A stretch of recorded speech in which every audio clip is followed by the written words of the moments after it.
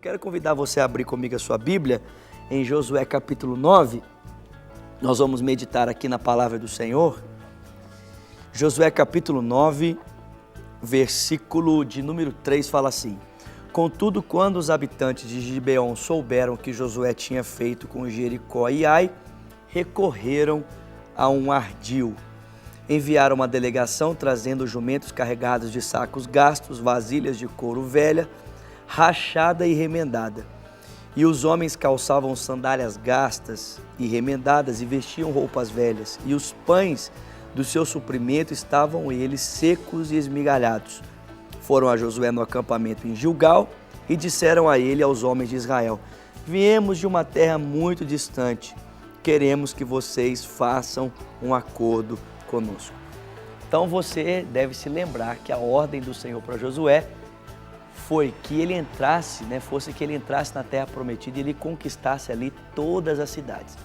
E a gente já viu que para conquistar Jericó o Senhor deu uma estratégia específica para Josué. E depois na conquista de Ai, Josué, ele teve ali um momento em que ele não consultou o Senhor e por causa do pecado de Acã, o texto bíblico diz que o povo teve um fracasso, mas após a retomada, o perdão, após um momento de conserto ali, o Senhor então deu vitória. E o texto bíblico vai dizer que a próxima cidade a ser conquistada era a cidade onde habitavam os gibeonitas.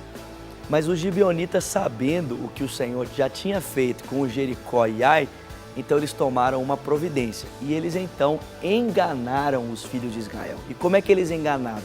O texto diz: eles se fizeram passar por um povo muito distante, um povo que estava muito longe, e então, por meio disso, eles enganaram Josué, fazendo uma aliança com os filhos de Israel.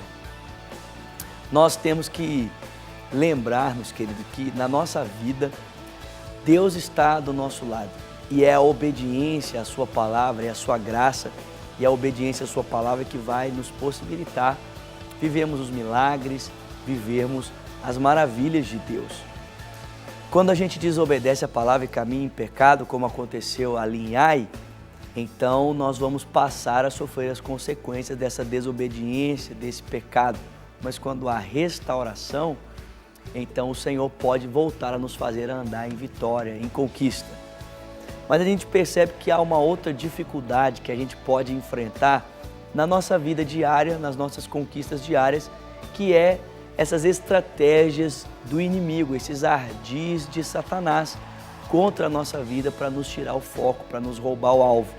Então, assim como os gibeonitas eles foram astutos, enganando Josué e os filhos de Israel, fazendo uma aliança com eles, muitas vezes Satanás ele quer nos enganar.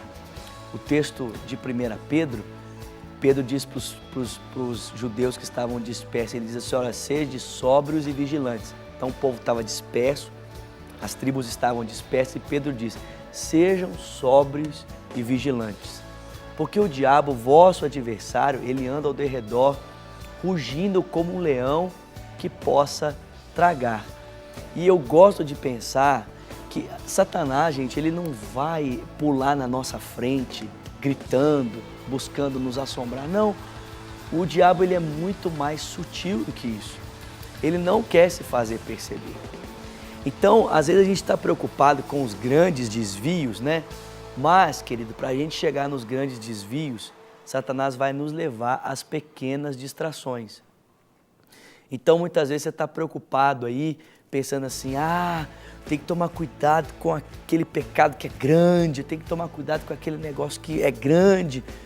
Mas, às vezes, o diabo, nosso adversário, ele vai nos levar à falência e à queda nos pequenos desvios, são nas pequenas coisas. O pastor Márcio gosta de dizer que não é a última gota que entorna o copo, é a primeira gota. Eu estava vindo aqui para a Rede Super e eu errei uma entrada aqui, houve uma mudança aqui no sentido da via aqui, e eu errei uma entrada e por causa dessa entrada eu tive que fazer uma volta tão grande para retomar o caminho certo e poder chegar aqui na emissora. E é exatamente isso que Satanás quer. Ele quer nos distrair para que a gente perca tempo na nossa vida, para que a gente tenha que fazer uma volta tão grande para depois voltar a caminhar no lugar certo.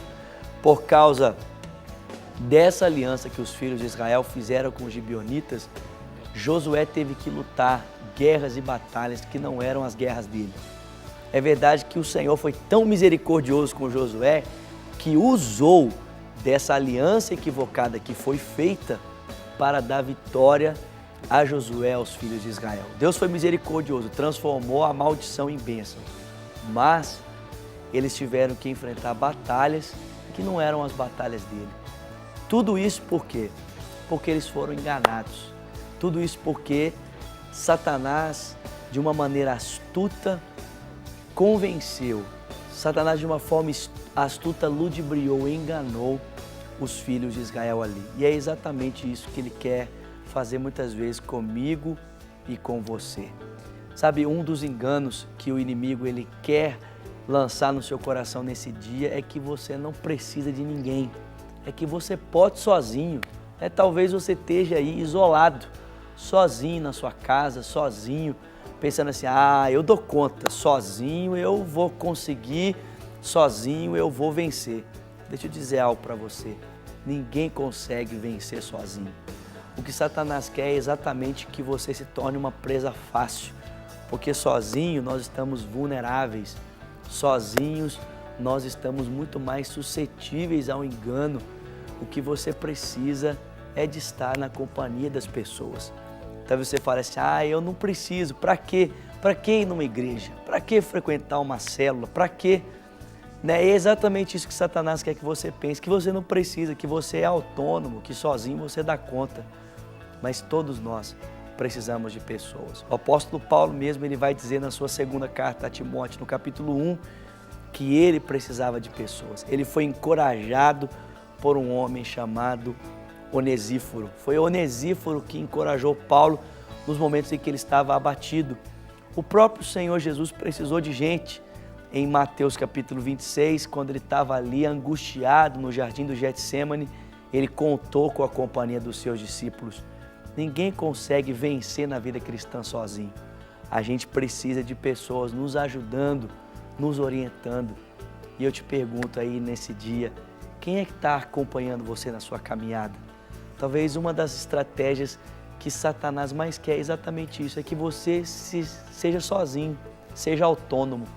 E uma das outras artimanhas de Satanás, também usada ali por parte dos gibeonitas e que Josué não percebeu, foi a de não consultar ao Senhor para tomar a decisão. Então é a autonomia no que diz respeito a andar sozinho, mas é a autonomia de Deus também. É pensar que a gente não precisa mais consultar Deus. É pensar assim, eu não preciso de Deus para tomar essa decisão. Essa decisão aqui eu tenho competência para tomar, eu não preciso de Deus. Mas a verdade é que a gente precisa de Deus para as mínimas coisas da nossa vida. Não importa se elas parecem grandes ou se elas parecem pequenas, nós precisamos do Senhor. Sabe, não deixa o inimigo enganar você nesse dia não, sabe? Não deixa Satanás levar você a experimentar dessa sensação de frustração, de engano. Não. Busca a direção do Senhor. Busca estar ao lado de pessoas. Busca estar sendo encorajado por alguém. Busca Deus nas direções da sua vida, O Senhor diz que se nós buscarmos Ele, Ele vai nos orientar, Ele vai nos ensinar, Ele vai nos dirigir nos nossos passos. E nós não vamos precisar sofrer, nós não vamos precisar passar por esses embates que Josué passou, porque ele não ouviu o Senhor, porque ele não consultou o Senhor.